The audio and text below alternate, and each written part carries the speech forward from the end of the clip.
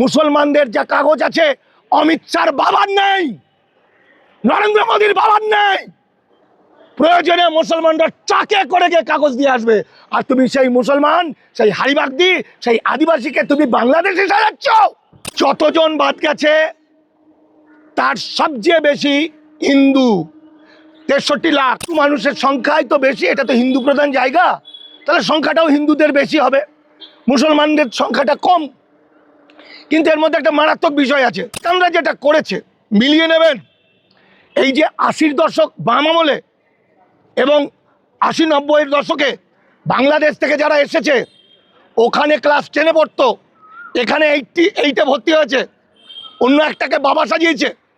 তারপরে সে দেখবেন কেউ বাংলাদেশ থেকে, এই যে অসীম সরকার ক্লাস 4 বিজেপি এমএলএ, এই যে স্বপন মজুমদার ক্লাস 8।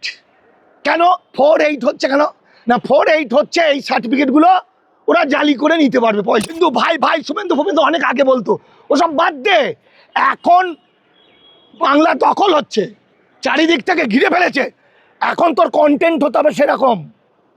এই সময় বাঙালি কি করবে? একটা করে টপ দিচ্ছে নির্বাচন কমিশন, সুপ্রিম কোর্ট। আর আয়ুব হোসেন প্রত্নতাত্ত্বিক লেখক, ঐতিহাসিক লোক গবেষক, ইংল্যান্ড থেকে অস্ট্রেলিয়া থেকে তিনি ডিলিট পেয়েছেন। 1939 সালে জন্ম। আয়ুবদার 4 ছেলে পুলিশ ডিলিট হয়ে গেছে, আয়ুবদা নিজে ডিলিট হয়ে গেছে, আয়ুবদার বাড়ির 8 জন ডিলিট হয়ে গেছে, আয়ুবদার গ্রামের 750 ভোটার, তার বেশিটাই তৃণমূল, 650 ফুটুর ডুম। কিসের ভোট? কে করাচ্ছে? কেন মমতা ব্যানার্জি এই দায়িত্ব নিল? মমতা ব্যানার্জির বলা উচিত ছিল জনগণ বুঝে নেবে, জনগণ ঠিক করবে ভোট হবে কি হবে না। পাবলিক, উনি কেন এত আশা দিলেন? উনি পারবেন রক্ষা করতে? পারবেন? ক্ষমতা আছে? আজকে গতকালকের খবর, আইপ্যাককে গুটিয়ে দিয়েছে। ভোটের 3 দিন আগে আইপ্যাক গুটিয়ে দিয়েছে, 20 দিনের জন্য ছুটি বলে দিয়েছে। এমনভাবে তাদের উপর টর্চার করেছে এনআইএ, ভোটের সময় তারা দরজা বন্ধ করে পালিয়েছে। এবার তৃণমূল বলছে না আইপ্যাক এটা মিথ্যা গুজব। কিন্তু গুজবই হোক আর সত্যি হোক, যা রটে তা বটে কিছুটা। তাহলে গল্পটা কোথায়?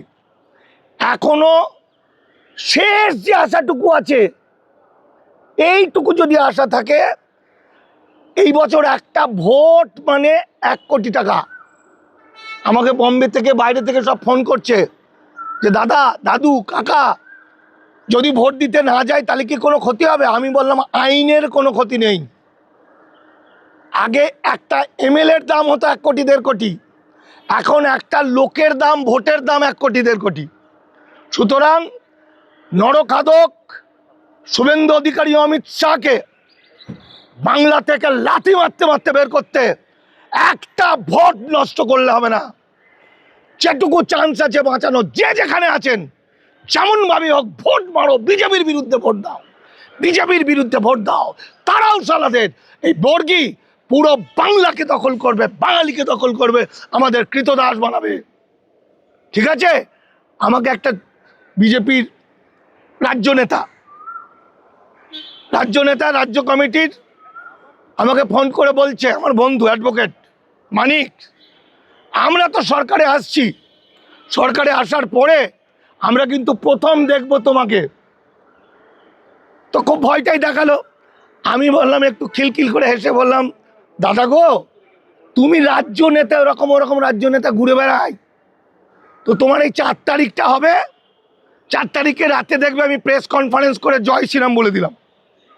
ব্যাস, আমি যখনই ওটা তিলক নিয়ে নেবো, গলায় কণ্ঠি নিয়ে নেবো, তখনই শালা তুমি কোন রাজ্য নেতার থেকে আমি মানিক ফকির অনেক উপরে চলে যাব, তখন আমি বিরাট কিছু।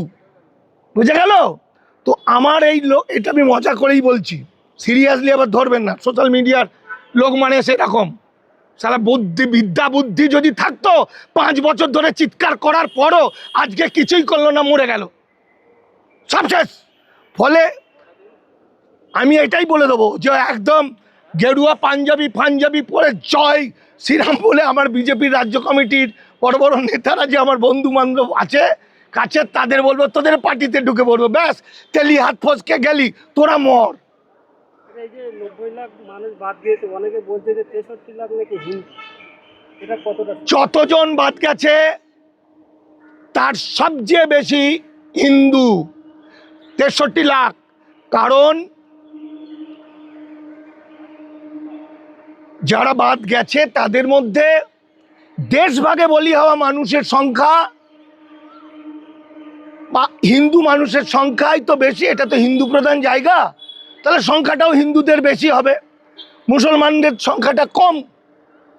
কিন্তু এর মধ্যে একটা মারাত্মক বিষয় আছে, আমি কালকে ফেসবুকে বলেছিলাম বলে অনেকে দুঃখ পেয়েছে, কেঁদেছে।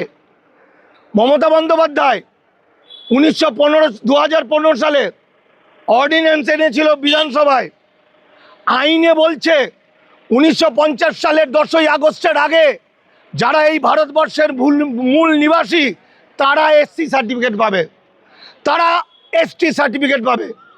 তাছাড়া কোনো বিদেশ থেকে এসে কেউ কোনোদিন ভারতের এসসি এসটি হতে পারে না, পারে না, পারে না।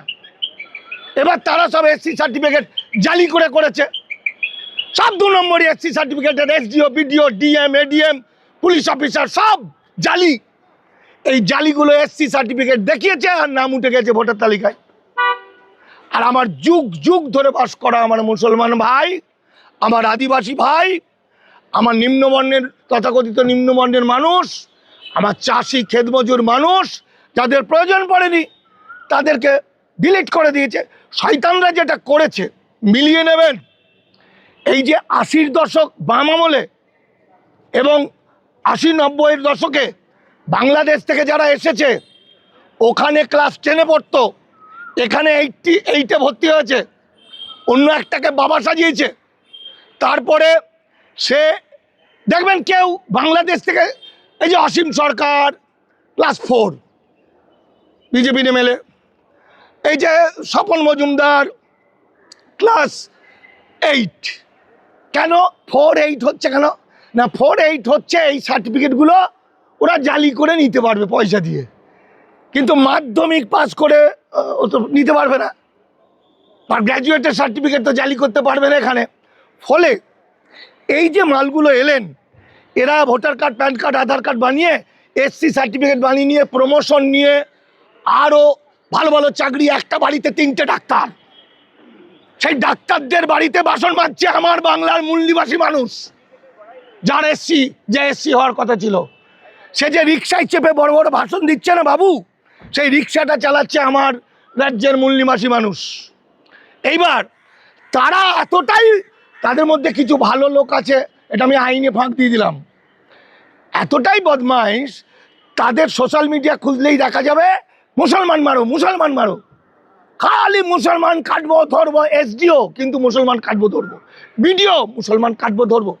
এবার ফেসবুক থেকে, যেটা আমি অনেক আগে থেকে বলতাম, সোশ্যাল মিডিয়া থেকে ডাটা কালেক্ট করা হয় মুসলিম বিরোধী কারা কারা, এই মুসলিম বিরোধী ভিডিও, জয়েন্ট ভিডিও, এই যে সরকারি আমলা, ওদেরকে দায়িত্ব দেওয়া হলো এসআইআর। মুসলিম দেখলো আর ঘচাং ফু করে দিল, যত মুসলমান দেখছে তত কাটছে। এই ভারতবর্ষের, বিশেষত এই বাংলার মুসলমানদের যা কাগজ আছে অমিত শাহর বাবার নেই, নরেন্দ্র মোদীর বাবার নেই।